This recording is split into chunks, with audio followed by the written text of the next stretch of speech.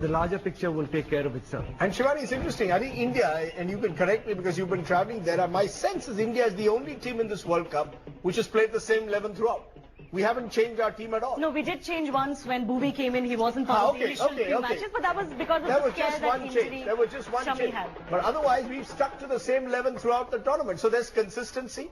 You know, let's give credit to Dhoni. I'm a great Dhoni fan.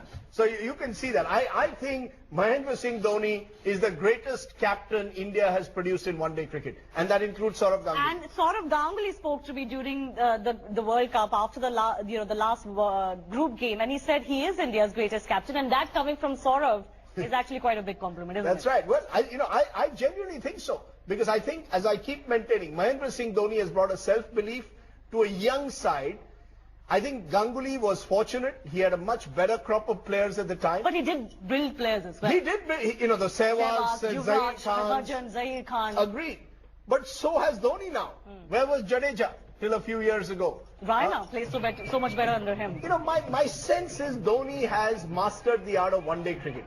And the irony is Test cricket, huge question mark over his captaincy. But moment it's one-day cricket, he's in blue, a completely different cricket. The important question, though, if you could get that table up again, he's behind Alan Border by 7 wins. The important question, Rajdeep, is if he will continue to play enough to go ahead of Alan Border, because there is speculation about his retirement post-World Cup. He could manage 2 more wins in this World Cup, but will he overtake Alan Border? Shivani, Mahendra Singh Dhoni is not interested in statistics. I have a feeling if he wins this World Cup, he's walking away from the game. It's over. I'm willing to put a small wager. If Mahendra Singh Dhoni wins this World Cup, that's the end of Mahendra Singh Dhoni as far as one-day internationals go. He'll play T20 franchise cricket for Chennai Super Kings. He may play the odd T20 international, though I rather doubt that, but he's out of cricket. He wants to go up on Mount Everest. He doesn't want to be at Nanga Parbat. All right, we're cutting to MS Dhoni speaking live after the match. Just listen in. Those games, we would have been quite happy to chase also, but there was a bit of forecast for rain, but we decided it's not high enough to say okay, let's chase. And also big games, you want to put runs on the board, and always it puts pressure because just that the stakes are high. So it was good, but I felt the wicket was also good in the second half. It was not like it misbehaved how it did when we played against South Africa. So it was a good wicket. There was a bit of pace. I felt the pace increased a bit, and that's one reason why I would say Ash bowled really well, because if you just see the stats, 10 over I don't know how many runs, no wickets. In India, media don't rate people high if you don't take wickets. So but if you see how he maintained and created that pressure, that was one of the reasons the batsmen, they had to go after the other fast bowlers, and because of which we got wickets. So overall, very good by the bowling department. And the good thing, as you said, it's in a row, like we have got quite a few teams out, and it has never really happened with the Indian cricket team. So it's definitely a big positive. Sanjay. After 7 convincing wins, how much confident as a captain you are that yes, we can do it once again? I think what's important for us is, we have scored runs in all the games, whether we have batted first or chase, and still we don't have our batsmen in the top 5 run scorers list for the World Cup, which means, everybody has chipped in, everybody has contributed, which is a good position to be in, especially in the knockout stages. And we'll have to keep repeating what we have been doing, as simple as that. You win a game, whatever you have done right, you have to keep repeating. Maybe the individuals who get the number of wickets, they will change. The batsman who scores runs, the names will change, but till we are scoring runs and we are taking wickets, that will be good for us.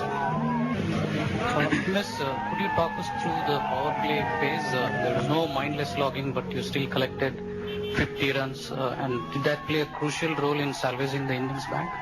I think power play is something we have done well on and off. I don't think we have consistently done well in the power plays. What actually went wrong quite a few times was the fact that we actually lost a wicket just before the start of power play, and then you go into the first over and the second over you lose one more wicket and from that point you can't really cash in during the power play. And I felt what we are doing well over here is we are playing proper strokes, but at the same time what's important is not to consider power play as a lottery system where you're like okay, 5 overs we want to get 55-60 runs.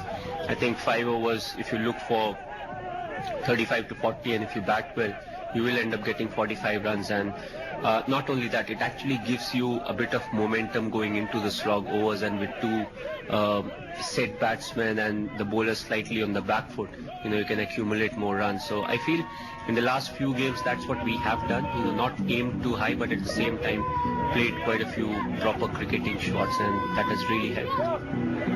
Mahi, are you happy with the circumspect approach of the top order batsmen in the early overs, or do you think at least one of them has to play like say a Sehwag used to by blazing away so that there's not much pressure on the batsman to follow, or do you wish to keep wickets in hand all the time?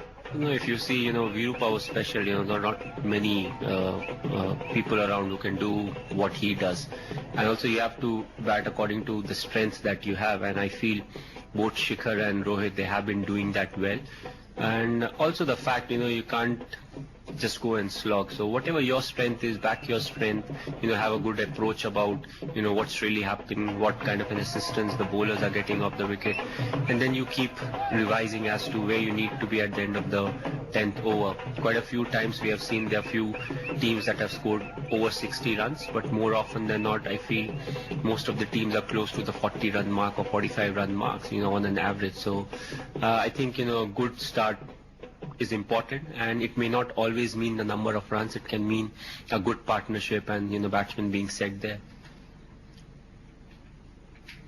MS, your thoughts on Shikhar Dhawan's catch? In today's era, usually fielders make it look very easy, but from a player's point of view, can you tell us how difficult it is and about the evolving fielding in that respect, catching on the boundary? I think it's something that T20 has brought into the game, and it's not only in the ODIs and T20 now, even in test matches we see that with the fielders close to the boundary, and it's just that awareness is there amongst the players as to where they are and what needs to be done, and with them being more fit they can actually exploit it. But overall it's something it's like reverse sweep.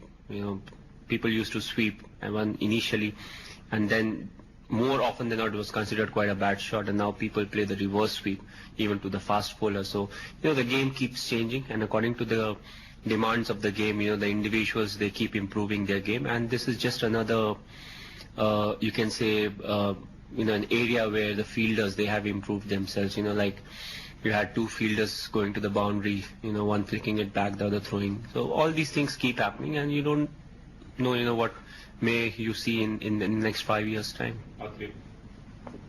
Captain, do you notice any change in the Rohit of 4 years ago and the Rohit of now?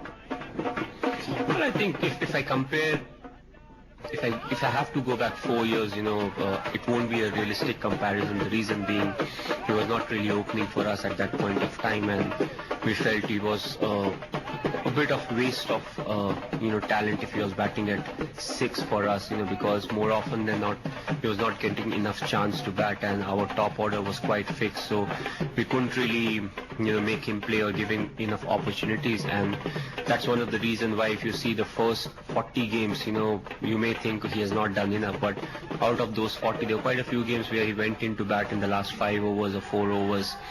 And it's difficult, in a 5-match series, if you're playing and your top order is batting really well in India, at times you don't really get a chance to bat, and you may get a chance in the last maybe couple of matches with 10 overs to go, and it all counts as chances. So that was the time we decided, we'll try to